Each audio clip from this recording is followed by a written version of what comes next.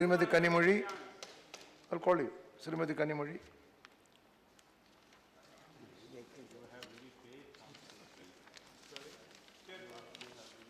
No mic? No. Now you. Then come. Yes, it's on. Thank you, sir. This bill, I definitely understand the intentions of the government in bringing this bill, but we should also think whether it's actually really the intentions are being actually carried out. The intent might be to prohibit children from working, but there are amendments which have been brought in this bill which actually go against the intention of the bill, and we have to understand that. We should also understand that I'm sure in this house everybody has a child at home, a son or a daughter or a grandchild or somebody at home. Would we even dream of thinking that the child should come home back from school and work with them, assist us, go to a shop and sit and assist the father, or go to the fields? Will we allow our children at home to do this? None of us would. So what is not right for our children? What right do we have to expect children of other families just because they are not economically empowered? You can't take away the childhood of children who are not economically empowered. This is exactly what we are trying to do. I think we should really look at that and understand that they were taking away the childhood of children because they are economically depressed. Child labor is cruel, exploitative, socially and morally dangerous, and it should be eradicated entirely. And I'm sure everybody has the same opinion. I also like to bring to the notice of this house what happened in Tamil Nadu in the early 50s. The Kula Kalvi Tittam, which was brought by Rajya. He said that children after school should go back home and do what their fathers, what their families were practicing, the same occupations, the same kind of work the parents were practicing. It was called it is actually caste-based education system. You go back home and continue with what your parents did, your families did, your caste did. There was a big opposition in Tamil Nadu against this. And he actually was made to resign because of this Kula Kalvi Tittam which he brought in the early 50s. And after that, Kamaraj, who took over as the chief minister, he scrapped this.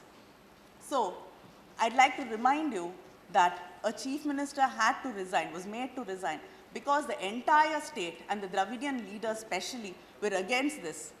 And they made sure that this system was scrapped, and I hope that history will not repeat itself in the central government. I'd like to bring this to the notice of this house. And we also should understand that we're talking about dropout rates in school, and of course, they were taking credit for, my friends were taking credit for something which happened in 2010 in Tamil Nadu. The dropout rate was brought down to 99 point. Yes. I'm just saying it was in 2010, 2011. Yes, 2010, 2011. But Okay. No. Let her speak. No. Honorable lady member is speaking, so lady member should not obstruct. Lady member should not obstruct. I'm not saying. Navneet Krishnan, please. No, let her. I'm not talking about child labor at all. No, let her. I'm the happiest if Tamil Nadu does. See, Sir, if Tamil let her Nadu does speak. not have child labor, I'm the happiest. You continue. I'm very proud. You address the if chair. Tamil Nadu does not have child labor, as No, they you. say, I'm very proud. No, I'm very happy. You address the chair. Yes, sir. Don't look at the address the chair. You continue your speech. So there are dropout rates in schools. It's just not because the children cannot go to school. Now the emphasis is on private schools. In many states, even in Tamil Nadu, I think many of the parents think that the private schools are much better than the government schools. I think the minister is here, and I take this opportunity to bring it up, to make sure that the public education system is improved. I'm not talking about only the central government run schools. I think even the state government, central government too should assist them to make sure that these schools are up to the mark, and there are state government schools.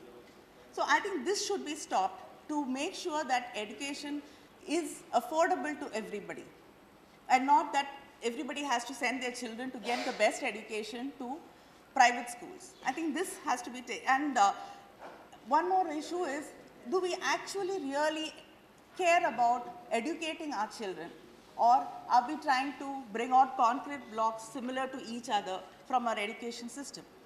A child once, when I was talking to him, why does he hate school system so much? He told me, this education system is like asking a bird, a fish, a dog, and a snake. Exams here are like that. Asking a bird, a fish, dog, and snake to climb trees and say, the one who can do that the best, climb a tree the best, among the bird, the fish, the dog, the snake, that person is the best. That person gets the highest mark. What does a bird, fish, dog, what do they gain by climbing a tree? Nothing. But then that is, our education system is aimed at doing that. And we don't care about children who have difficulties in learning. So these children drop out. And these children automatically, because we don't care about helping them, we don't care about reaching out to them. And these children turn towards working because they have no choice for their future. So they immediately take up jobs because the society and the families condemn them as useless. So I think education has to be inclusive to stop child labor. And apart from that, I think one important thing we also have to understand is that this bill says that children can go back home and help parents. How many parents are really aware of what is hazardous to the children or not?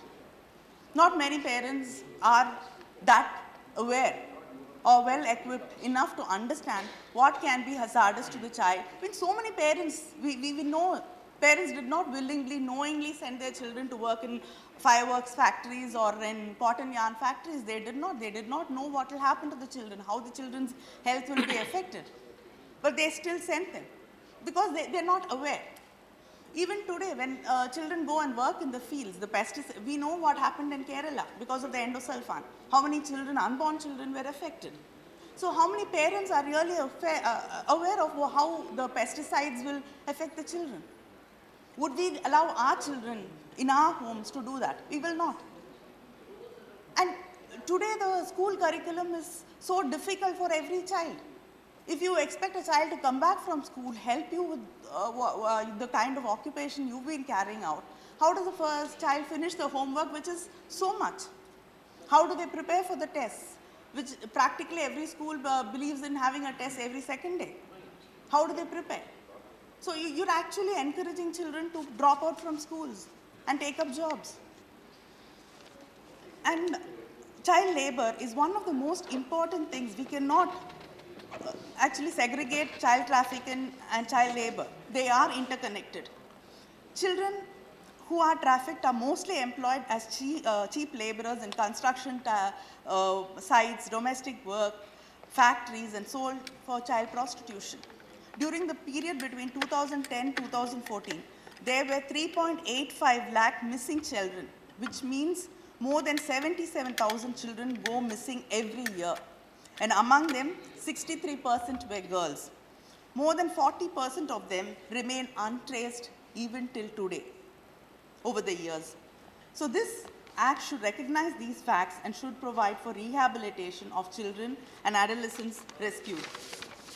I think the Standing Committee has also insisted that rehabilitation is very important and it cannot be taken up by just one department, not the Labor Department. All the departments, the Women and Child Welfare Department and the Education, the HRD and every department has to, the Rural Development Department, there should be a concentrated effort by all the departments coming together to rehabilitate these children. Without that, nothing can really be changed in their lives.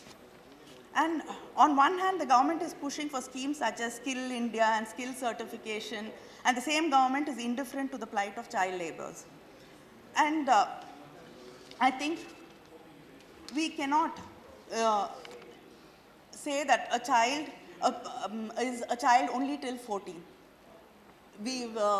Science has accepted, and all over the world it is accepted, that a child is developing emotionally till the age of 18. So we cannot take the childhood away. We cannot make the child till 8 just because they've crossed the age of 14 to go and work. And working atmosphere is not easy for any child.